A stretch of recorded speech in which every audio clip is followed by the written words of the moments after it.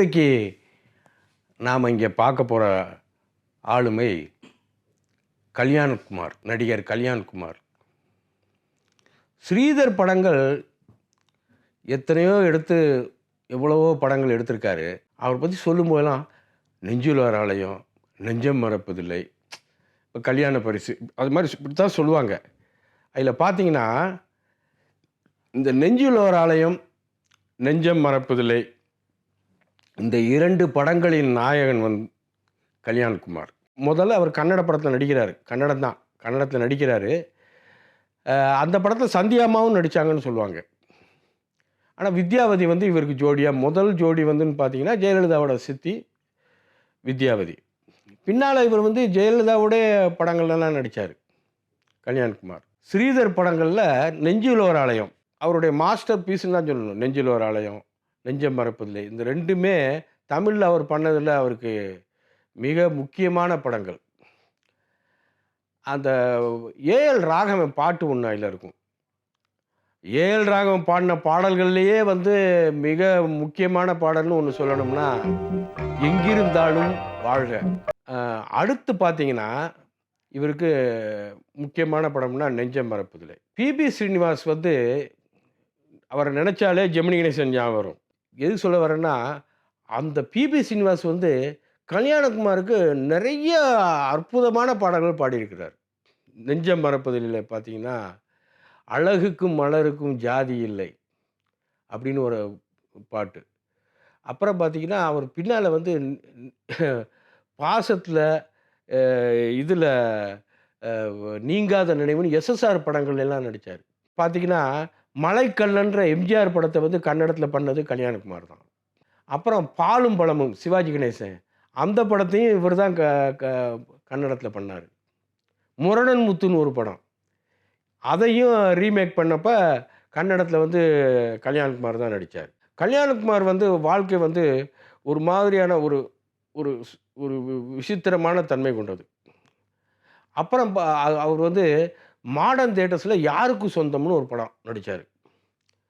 யாருக்கு சொந்தம் பார்த்தீங்கன்னா, அவர் கல்யாண்குமார்கிட்ட ஒரு பெருமிதம் இருந்தது. என்னென்னா, டிஆர் சுந்தரம் முன்னாடி நான் ட்ரிபிள் வைஸ் சிகரெட் அப்படியே வாயில் நான் அப்படியே சிகரெட் ஸ்மோக் பண்ணுவேன். சொல்லப்போனால் கல்யாண்குமார்கிட்ட அவரே என்கிட்ட சொன்னது என்கிட்ட ஒரே ஒரு கெட்ட பழக்கம் தான், அது சிகரெட் பழக்கம். அவர்கிட்ட அந்த தண்ணியோ வேறு மாதிரி சினிமாவில் உள்ள மற்றவங்களுக்கு இருந்த பிரச்சனைகள் எதுவுமே, வேறு பழக்கங்கள் எதுவுமே கிடையாது. எனக்கு இந்த சிகரெட் அதான் சொல்கிறேன். அவர் சொல்லுவார், டிஆர் சுந்தரம் முன்னாடி, மாடர்ன் தியேட்டர்ஸ் டிஆர் சுந்தரம் முன்னாடி சிகரெட் குடிக்கிறன்றது, அவர் அந்த காலத்தில் குடித்தாருன்றது பெரிய விஷயம்.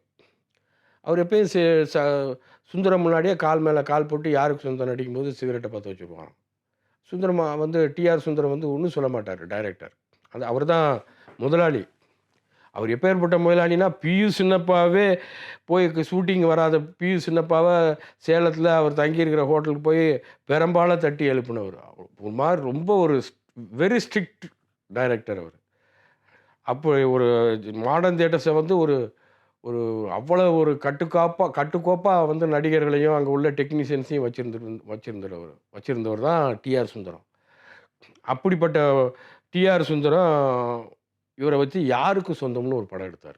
அப்புறம் ஒரு கடவுளை கண்டேன், இப்படி அழகு நீலான்னு கூட இவர் முத்துராமனும் இவருமே நடித்தது யாருக்கும் தெரியாது. இவர் முத்துராமன் கூட நடித்ததுன்னா நெஞ்சில் ஓர் ஆலயம் தான் எல்லாருக்கும் தெரியும். அழகு நீலான்னு ஒரு படமும் முத்துராமனோட 2 ஹீரோவாக அவங்க நடித்தாங்க. அந்த படம் ஃப்ளாப்புன்றதுனால பெரும்பாலும் யாருக்கும் தெரியாது. கல்யாண்குமாருக்கும் டைரக்டர் ஸ்ரீதருக்கும் உள்ள உறவு அவர் அவர் சில விஷயத்தில் பெருமிதங்கள் அவருக்கு உண்டு. என்னென்னா, ஸ்ரீதர் நிறைய புகைப்படங்களை காட்டி, இது எனக்கு எந்த கல்யாணத்துக்காண்டி, எனக்கு மணப்பெண்ணுக்காண்டி இந்த ஃபோட்டோஸ்லாம் எனக்கு வந்திருக்குது. இதில் நான் எந்த ஃபோட்டோவை பாருங்கள் அப்படின்னா, கல்யாண்குமார் தான் தேவசேனா ஸ்ரீதர் மனைவியோட ஃபோட்டோவை, பின்னால் மனைவியானவருடைய ஃபோட்டோவை எடுத்து, இந்த பொண்ணை நீங்கள் கல்யாணம் பண்ணிக்கலாமே அப்படின்னு சொல்லி தேவசேனா ஃபோட்டோவை நான் தான் எடுத்து நான் சொன்னேன். அவர் ஃபோட்டோவை காமிச்சப்போ, இந்த பொண்ணு உங்களுக்கு ரொம்ப பொருத்தமாக இருக்கும், நீங்கள் இப்போ கல்யாணம் பண்ணிக்கலான்னு சொன்னேன் அப்படி சொல்லி ஒரு அது அவருடைய சந்தோஷங்கள்ல ஒண்ணு. ஆனா, இப்படிப்பட்ட ஒரு அ 2 மாஸ்டர் பீஸ் வந்து ஸ்ரீதருக்கு குடுத்த கல்யாணகுமார் வந்து, அதற்கு பிறகு ஸ்ரீதர சந்திச்சதே கிடையாது. அவர்ட்ட கான்வர்சேஷன் வந்து ரொம்ப ஒரு அருமையான கான்வர்சேஷனலிஸ்ட் அவரு. அவர் படங்கள்ல நடிச்ச விஷயங்கள், அது படம் சம்மந்தப்பட்ட விஷயங்கள் இதெல்லாம் பார்த்தீங்கன்னா, அவர் தாயில்லா பிள்ளைன்னு ஒரு படம் நடிச்சாரு. அந்த தாயில்லா பிள்ளை கலைஞர் கைவண்ணத்தில எல்வி பிரசாத் எடுத்த படம். டாக்டர் கலைஞர் கைவண்ணத்தில எடுக்கப்பட்ட படம். அது கலைஞருடைய வசனங்களே அவர் பேசினாரு. அவர் நடிச்சுக்கிட்டு இருந்த ஒரு படத்தில அவருக்கு குரல் டப்பிங் குரல்ன்னு வைக்கணும். கன்னட வாடை ரொம்ப இருக்குன்னாங்க. அப்போ அவர் ரொம்ப ஒரு மாரி சங்கடப்பட்டு, நான் வந்து கலைஞர் வசனத்தே பேசினவன். அ தாயில்லா பிள்ளையில நான் கலைஞர் கைவண்ணத்தில உருவான படத்திலேயே நடிச்சவன் நானு. வந்து நான் வந்து நான் சொன்னேன், "ஹூ வில் பிரேக் த ஐஸ்ன்னு." "I will break the ice" அப்படின்னாரு. ஆனா அவரால செய்ய முடியல. டைரக்டரும் சரின்னு தான் சொன்னாரு. டைரக்டரும் சரின்னு தான் அவரு சொல்லியிருக்கிறாரு. ஆனா அது நடக்கல. வந்து பின்னால அவருக்கு அந்த படத்தில வந்து டப்பிங் குரல் தான் குடுத்தாங்க. என்னன்னா 1954லேருந்து தமிழ்நாட்டிலேயே இருந்தவருக்கு, அந்த நேரத்துலலாம் வந்து ரொம்ப சின்ன வயசுல ஆளுங்க வந்து அப்பலாம் பிறந்துற கூட மாட்டாங்க.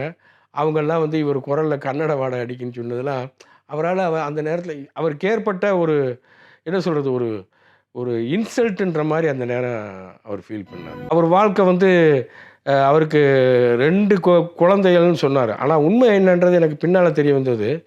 அவங்க 2 பேருமே தத்துப்புத்திரர்கள். அதில ஒருத்தர் வந்து பரத் கல்யாண்னு இப்ப படங்கள்ல கூட இதில சீரியல் எல்லாம் டிவி சீரியல் எல்லாம் நடிப்பாரு. அவங்க 2 பேருமே அவருக்கு குழந்தைகள வந்து தத்தெடுத்து அதுவும் அந்த பரத் கல்யாண பத்தி என்ட்டலாம் பெருமையா சொல்லியிருக்கிறாரு.